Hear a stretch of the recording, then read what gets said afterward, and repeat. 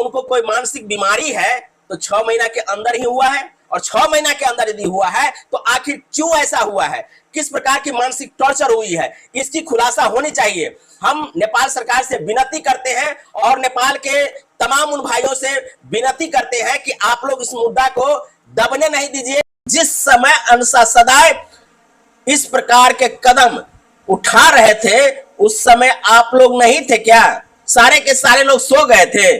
आखिर उन्हें अकेला क्यों छोड़ा गया? अविनाश जो कह रहे हैं ना कि हम उस समय जिम गए थे, भैया आप ही बताइए ना कि आप अपनी पत्नी को अकेले रूम में छोड़ देते हैं खाना बनाने के लिए और आप चले जाते हैं जिम, और उसी समय ये घटना घट जाती है।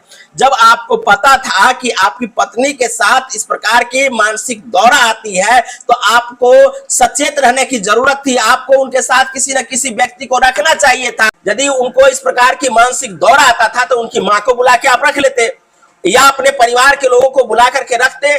तो आपने यहाँ बहुत बड़ी गलती की है जो उन्हें अकेले में खाना बनाने के लिए छोड़ करके आप जिम चले जाते हैं।